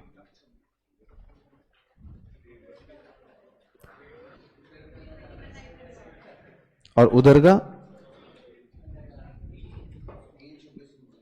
3,26,900 आ रहा है ना, अलग आ रहा है ना, देखो वेरी गुड, ये मैं चाहता था। अब देखो, अब जब आप सीखोगे अब एग्जाम में भूलोगे नहीं। अब देखो अलग क्यों आ रहा है, हाँ लॉजिक है ना, देखो। नहीं नहीं नहीं नहीं, मुझे कृपया बोलने दे। तो देखो आपने, कहा गया, ये रहा एक खाता बनाया पीएनएल एडजस्टमेंट, ठीक है ना। इसमें हमने दो ऐसी रिकॉर्डिंग लिख रखी है जो हम भूल गए थे लिखना। क्या? एक तो खर्चा नहीं लिखा था, और एक हमने इनकम नहीं लिखी थी, है ना।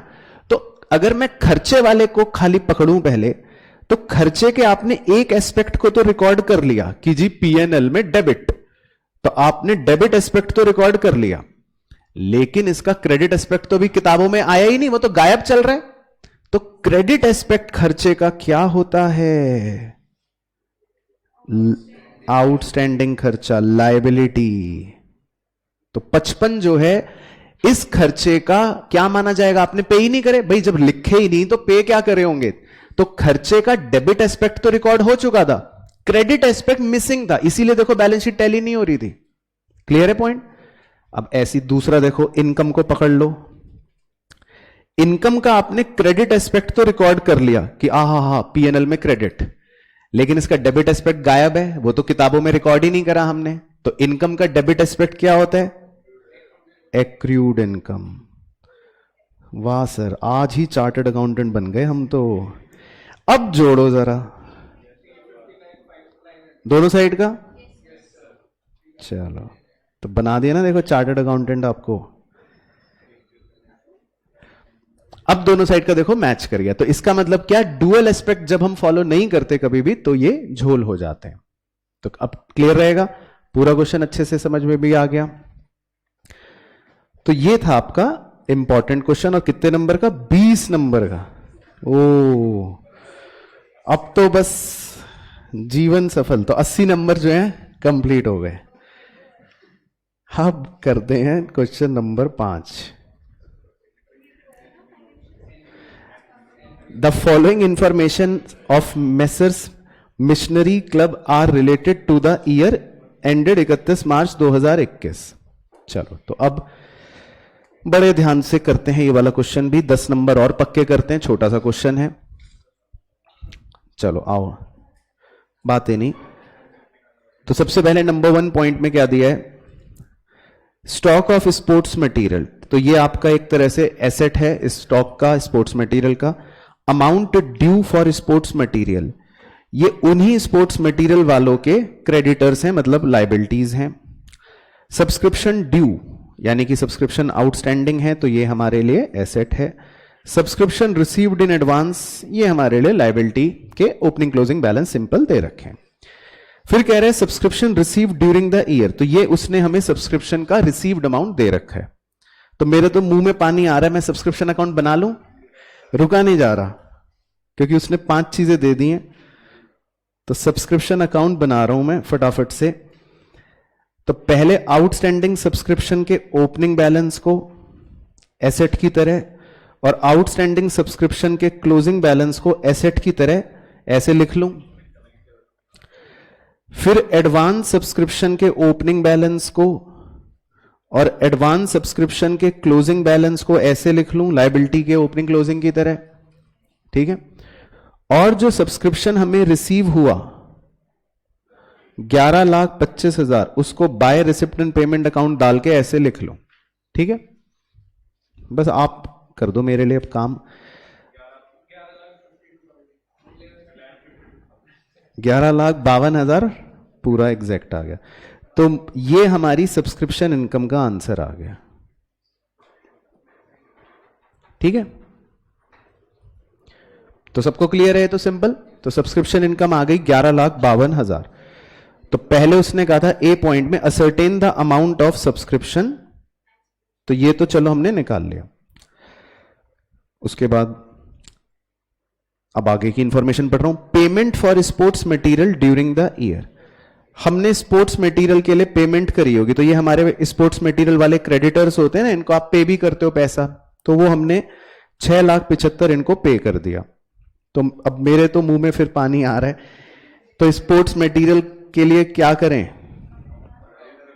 अकाउंट बना लेते हैं। पहले स्पोर्ट्स मटेरियल के क्रेडिटर का अकाउंट बना लेते हैं। तो इनका ओपनिंग बैलेंस क्या दे रखा था?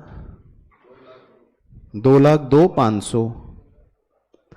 और इनका क्लोजिंग बैलेंस क्या दे रखा था? 2,92,500। और इनको हमने कितनी पेमेंट कर दी? 6,75। तो ये तो सीधा सीधा आ गया। तो आप बस ये बता दो कि मैंने इनसे कितना क्रेडिट पे परचेज करा होगा।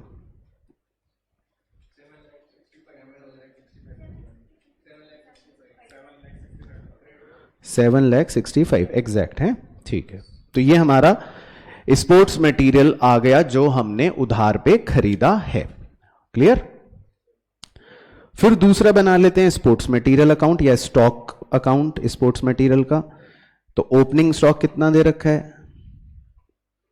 ओपनिंग स्टॉक 2,25 और क्लोजिंग स्टॉक 3,37,500।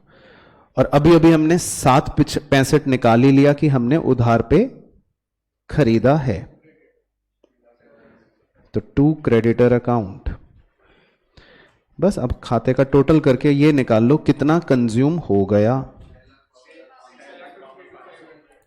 652,500। चलो, तो ये हो गए जी 10 नंबर पक्के। भाई यही था क्वेश्चन। देख अभी दिखा देता हूं आपको। 2 चीजें निकालनी थी, सब्सक्रिप्शन की इनकम निकालनी थी और स्पोर्ट्स मटेरियल का कंज्यूम्ड पार्ट निकालना था। तो सब बच्चों को क्लियर है?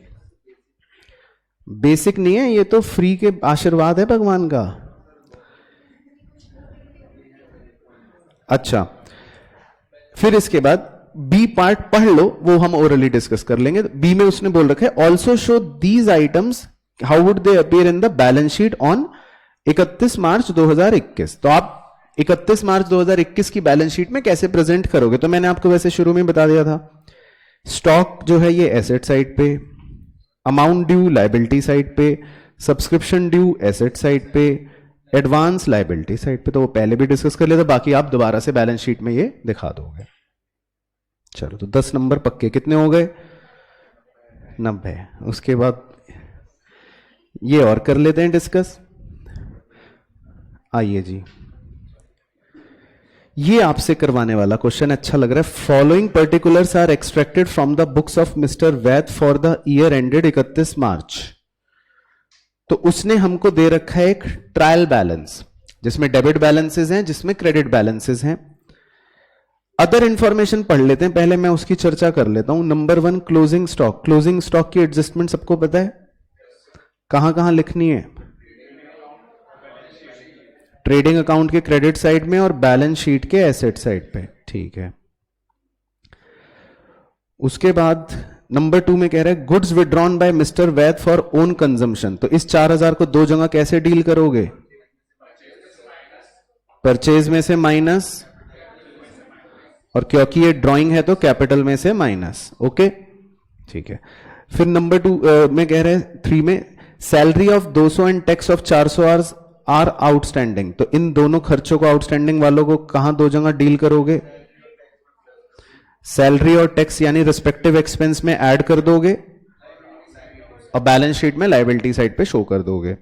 Where as insurance so is prepaid, इस 100 को कहां दो जगह डील कर लोगे? एक्सपेंस में से माइनस और बैलेंस शीट के एसेट से। क्लियर है? कमीशन रिसीव्ड इन एडवांस को दो जगह कहां डील करोगे? कमीशन वाली इनकम में से माइनस और बैलेंस शीट में लायबिलिटी साइड। इंटरेस्ट एक्रूड 420 को दो जगह कहां डील करोगे? इनकम में प्लस और बैलेंस शीट के एसेट साइड पे।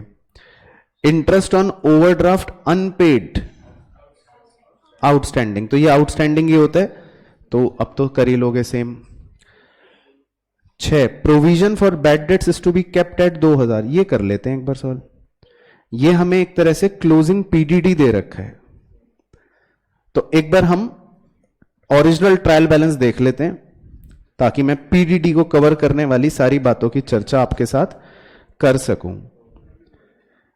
तो एक तो हमें ओल्ड बैड डेट्स दे रखे हैं और एक हमें पीडीडी का ओपनिंग बैलेंस भी दे रखा है। ठीक है, तो अगर मैं पूरी की पूरी पीडीडी वाली बातों को कवर करूं और मैं एक पीडीडी अकाउंट की मदद से आपको याद दिलवाऊं जो आप भूल गए हो शायद, तो इसके ओपनिंग बैलेंस को क्रेडिट साइड पे लिखना है, ओल्ड बैड डेट्स को डेबिट साइड पे लिखना है, और न्यू बैड डेट्स तो कोई दे ही नहीं रखे तो इसलिए उसको मैंने छोड़ ही दिया, और क्लोजिंग पीडीडी जो उसने नीचे एडजस्टमेंट में दिया है 2000, उसको डेबिट साइड पे लिखना है। खाते को बंद करके आपको यह पता लग जाएगा कि पीएनएल में कितना खर्चा जाएगा, 1000, तो आपके पीएनएल में 1000 रुपए खर्चा आ जाएगा। ओके, क्लियर है?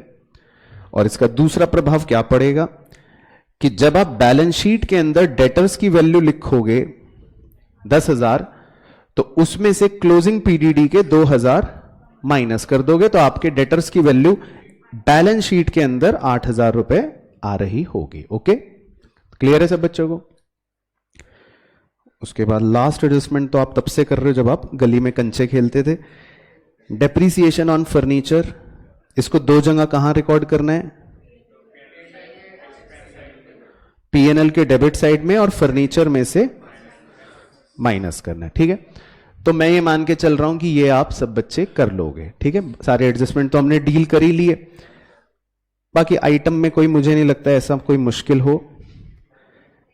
ये एसेट है, परचेज ट्रेडिंग अकाउंट में, ट्रेडिंग अकाउंट में पीएनएल ये हो ही गया। Asset side trading account, liability asset, फिर उधर कैपिटल तो लायबिलिटी ट्रेडिंग अकाउंट ये हो ही गया।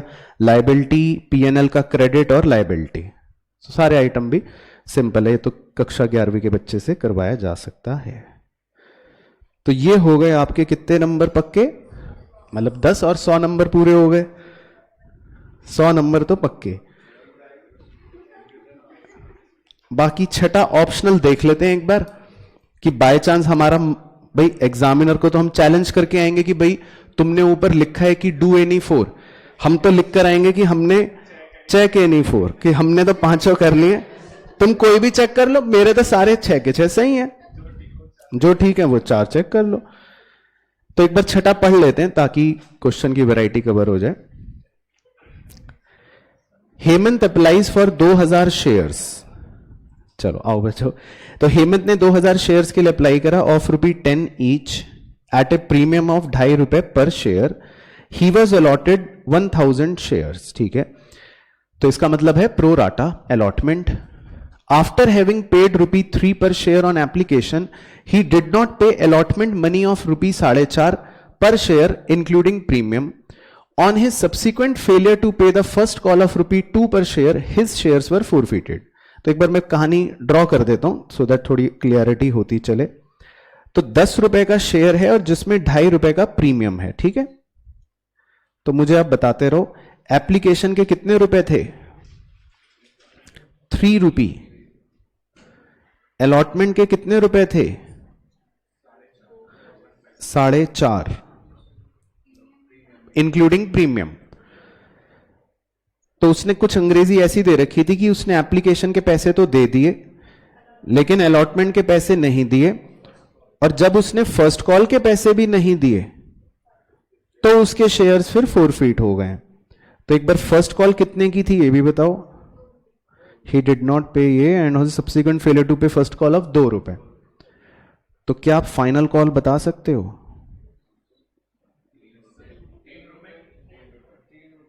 3 रुपए। तो इसका मतलब वो तो कॉल ही नहीं हुई।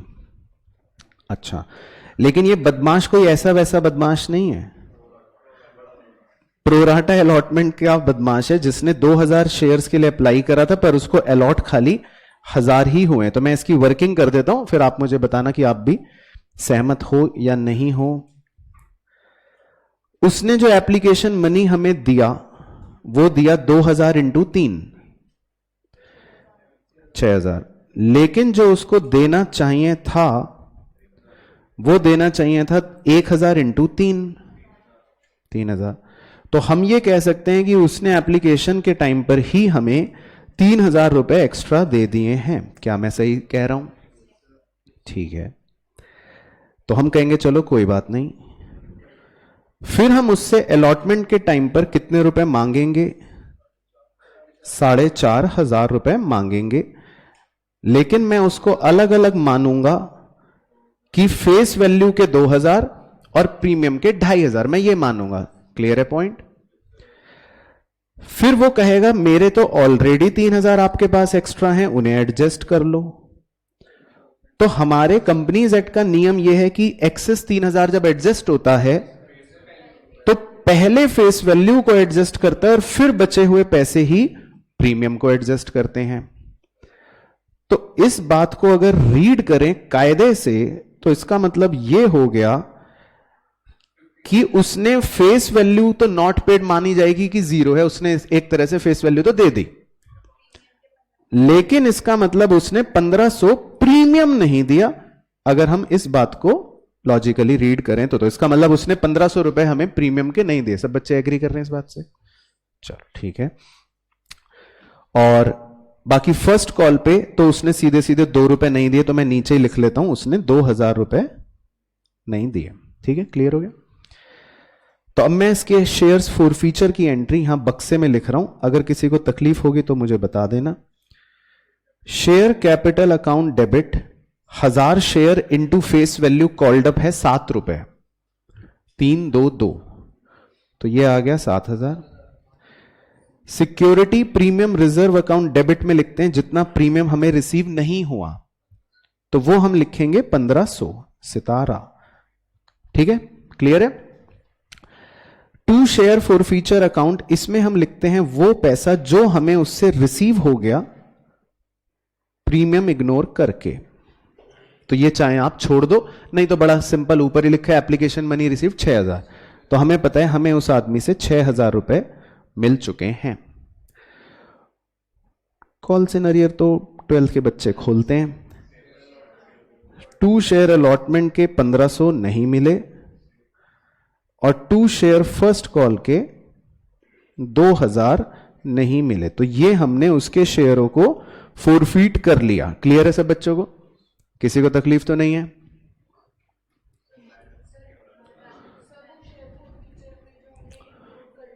तो उसमें प्रीमियम भी था। वेरी गुड, तो यही मैं चाहता भी था। अब मैं जहां लाल रंग का हाथ का निशान बना रहा हूं उस फिगर 1000 रुपए को देखना, ये वाला, ये जो प्रीमियम पोर्शन पर 1000 एडजस्ट हो रहे हैं, दैट मींस आप उससे 1000 रुपए प्रीमियम ले भी चुके हो, है ना? तो शेयर फॉर फीचर के अमाउंट में कभी भी प्रीमियम रिसीव अगर होता है तो उसे इग्नोर करना पड़ता है। तो कॉन्सेप्चुअली शेयर फॉरफीचर का अमाउंट 5000 आएगा। अब आपकी एंट्री भी मैच करेगी, ठीक है। 12th के बच्चे क्योंकि थोड़े भोले होते हैं तो हम उस समय सिखा देते हैं कि इसको एज ए बैलेंसिंग फिगर निकालो, तो उसमें क्या गलत नहीं होगा, है ना। तो जिनको लगता है कि मैं गलत कर सकता हूं वो आज भी बैलेंसिंग फिगर की तरह ही निकालो, ज्यादा सेफ है। आप नीचे की दोनों फिगर तो ठीक ही लिखोगे, 1500 और 1000, तो उसको आप बैलेंसिंग फिगर की तरह मतलब निकाल सकते हो, ठीक है। बट मैंने पूरा कॉन्सेप्ट बता दिया, वो मेरा फर्ज था। तो फॉरफीचर की कहानी क्लियर हो गई, ठीक है। उसके बाद क्या कह रहा है, दीज शेयर्स वर री इशूड एट ₹8 पर शेयर। तो अब उसके शेयर्स 8 रुपए के री इशू कर दिए, तो री इशू की तो सीधी सीधी एंट्री हो ही जाएगी। बैंक अकाउंट डेबिट 8 रुपी, चलो कर ही देता हूं। बैंक अकाउंट डेबिट, उसके कितने शेयर्स थे, 1000 शेयर, तो बैंक अकाउंट डेबिट 8 रुपए। उसके बाद 2 share capital account,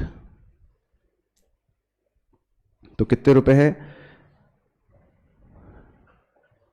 at the time of issue forfeited shares of final call amount all other were duly called up, ठीक है। तो इसका मतलब फुल कॉल हो चुका, तो 10,000।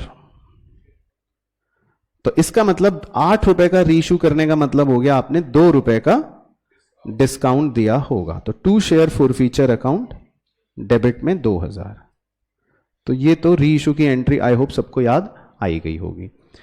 और फिर आप कैपिटल रिजर्व कैसे निकालते हो, जो हमारा शेयर फॉरफीचर में ये वन अमाउंट था 5000 रुपए, इसमें से आप माइनस कर दोगे जो री इशू के टाइम पर हमने 2000 का डिस्काउंट दिया, तो 3000 आपका कैपिटल रिजर्व सीधा सीधा आ जाएगा। प्रोपोर्शनेट इसलिए करने की जरूरत नहीं क्योंकि जितने फॉरफिट हुए उतने ही सारे री इशू हो गए, तो वो हो गया। तो 10 नंबर ये पक्के 110। और उसके बाद बी, और देख लो लास्ट क्वेश्चन डिबेंचर का भी, ताकि आपको इसकी भी क्लैरिटी हो जाए। On 1 January Simon limited issued 10% debenture of the face value of ₹10 lakh at 10% discount. चलो, तो पहले ही कहानी में मतलब पहली ही लाइन में कुछ बातें आ गई। 1 जनवरी को कह रहा है कि हमने अपने 10 लाख रुपए के फेस वैल्यू के डिबेंचर्स इशू करे हैं 10% के डिस्काउंट पे। ध्यान रखना, एक डिबेंचर की फेस वैल्यू मान के चलते हैं कि 100 रुपए है, क्वेश्चन बोले चाहे ना बोले, तो मैं ये कह सकता हूं कि इसका मतलब उसने 10,000 डिबेंचर इशू करे होंगे। क्लियर हो गया पॉइंट? तो इसका मतलब उसने 10,000 डिबेंचर्स इशू करे होंगे। तो अगर मैं आपसे 1 जनवरी की एंट्री पूछूं, मतलब पूछूं क्या करूं, तो आप कहोगे sir bank account debit to debenture application and allotment. अब इसमें आप लिखते हो कि कितने रुपए का आपने डिबेंचर इशू करा, तो 10% डिस्काउंट का मतलब आपने 90 रुपए का री इशू करा होगा। 10,000 डिबेंचर 9 लाख, ठीक है। फिर उसके बाद दूसरी एंट्री बनाने से पहले, या चलो मैं लिख ही देता हूं पहले, दूसरी एंट्री लिख देता हूं पहले। Debenture application and allotment account debit 9 lakh. फिर आपने जो डिस्काउंट दिया, तो discount on issue of debenture account debit कितना, 1 lakh. To 10% debenture account 10 lakh, है ना। तो ये कर दोगे, हालांकि अभी आप मत करना चाहें, लेकिन ये हो जाएगी, ठीक है। अब मैं क्वेश्चन आगे पढ़ रहा हूं। Debenture interest after deducting TDS at 10% was payable on 30 June and 31 December every year. कह रहे हैं हम हर वर्ष साल में 2 बार ब्याज देते हैं और उस ब्याज पर TDS tax deducted at source 10% काट लेते हैं। तो इसका कॉन्सेप्ट भी आपको याद नहीं होगा, तो मैं इसलिए यहां पे आपको करवा देता हूं डिस्कस। तो पहले आप इंटरेस्ट निकाल लो कि भाई अगर डिबेंचर 10% वाले हैं तो इन डिबेंचर्स का पूरे साल का ब्याज कितना बनेगा, 10 लाख रुपए की फेस वैल्यू का 10% कितना हुआ? 1 लाख। लेकिन हम तो 6-6 महीने में दे रहे हैं इंटरेस्ट, तो 30 जून का कितना होगा? 50,000। ठीक है, राइट, ओके। तो डिबेंचर इंटरेस्ट के लिए एंट्री होती है डिबेंचर इंटरेस्ट अकाउंट डेबिट 50,000 रुपए। लेकिन क्या हम ये सारा ही डिबेंचर होल्डर को देंगे? नहीं, 10% तो सरकार कह रही है ये आप हमें दोगे, यानी टीडीएस के तौर पे 10% हमें दोगे, तो टीडीएस पेबल हो गया 45,000। और डिबेंचर होल्डर को आप सिर्फ मात्र कितने रुपए ही दोगे? 45,000। बाकी उसके बाद की एंट्री तो मैं छोड़ रहा हूं, वो आप कर ही लोगे। TDS payable account debit to bank, debenture holder account debit to bank, same entry repeat हो जाएगी 31 दिसंबर को। बस 31 दिसंबर वाले दिन आपको एक ईयर एंड की एंट्री करनी पड़ेगी, क्योंकि साल का एंड भी होता है 31 दिसंबर को। तो 31 दिसंबर को आपको अपने डिबेंचर इंटरेस्ट नामक खर्चे को कहां ट्रांसफर करना पड़ेगा? पीएनएल में। तो 1 लाख रुपए का ब्याज पीएनएल में ट्रांसफर हो जाएगा, लेकिन बाकी इंटरेस्ट की एंट्री सेम रहेगी। तो सब बच्चों को क्लियर हो गया इंटरेस्ट की एंट्री भी? ठीक है। उसके बाद अब उसने जो आगे लाइन दी उसे बड़े ध्यान से पढ़ें। All the debentures were redeemed after the expiry of 5 years period at 5% premium। तो याद आया आपको, इसका मतलब रिडम्पशन पर प्रीमियम भी देना है, तो आपको इशू वाले टाइम पर ही प्रीमियम और रिडम्पशन नीचे लायबिलिटी की तरह चिपकाना पड़ेगा 5%, यानी 50,000। और उतने ही 50,000 रुपए से आपको लॉस को डेबिट भी करना पड़ेगा। अब लॉस और डिस्काउंट तो हम मर्ज कर देते हैं, सबको याद ही होगा। तो इसीलिए ये लॉस बन जाएगा अब 1,50,000 का। तो टेक्निकली ये सही एंट्री करनी पड़ेगी, इसलिए मैंने पहले कहा था कि आप लिखना मत, क्योंकि बाद में मैं चेंज कर दूंगा। तो अब समझ आ गया, सब बच्चों को क्लियर हो गया। तो क्वेश्चन ने कहा pass necessary entries for the year ending December. कह रहा है दिसंबर की एंट्रीज करके दिखाओ, मतलब इस ईयर एंड की एंट्रीज करके दिखाओ। तो 2 एंट्रीज तो ये हो गई इशू की, उसके बाद 30 जून की इंटरेस्ट की एंट्री हो गई 3, 1 2 3। फिर 31 दिसंबर वाले दिन की इंटरेस्ट की 4 एंट्रीज हो ही गई। और जो आप नहीं करोगे एग्जाम में, जो भूल जाओगे, ये लॉस राइट ऑफ करते हैं, सिखाया था ना, ये 1.5 लाख रुपए का लॉस राइट ऑफ करते हैं। और क्योंकि आपके डिबेंचर्स 5 साल बाद रिडीम हो रहे हैं, तो लॉस को राइट ऑफ करना कैसे सिखाया था कि भाई अगर आपके डिबेंचर्स 5 साल बाद रिडीम हो रहे हैं, तो टेक्निकली पहले साल भी 10 लाख रुपए के डिबेंचर चले, दूसरे साल भी 10 लाख रुपए के डिबेंचर चले, तीसरे साल भी 10 लाख के चले, चौथे साल भी 10 लाख के चले, 5वें साल भी 10 लाख के चले। तो टेक्निकली डिबेंचर्स चलने का रेशियो 1:1:1:1 हो गया। तो जो 1.5 लाख का लॉस था वो 5 वर्षों में 30 होके राइट ऑफ होगा। बोलो हां, याद आ गया सबको? लेकिन हमें तो 5 साल की मुंशीगिरी करनी नहीं है, उसने कहा खाली पहले साल के 31 दिसंबर की एंट्री दिखाओ। तो इस वाले साल में जब आप पीएनएल में लॉस बुक करोगे तो मात्र कितना करोगे? 30,000 रुपए। ठीक है ना? तो इस साल की एंट्री में आप कितना लॉस बुक करोगे? सिर्फ 30,000। तो समझ आ गया पूरा क्वेश्चन? चलो, तो बहुत बहुत मुबारकबाद। अब एग्जामिनर कोई भी 5 क्वेश्चन 4 क्वेश्चन चेक करे, हमारे 100 नंबर पूरे पक्के।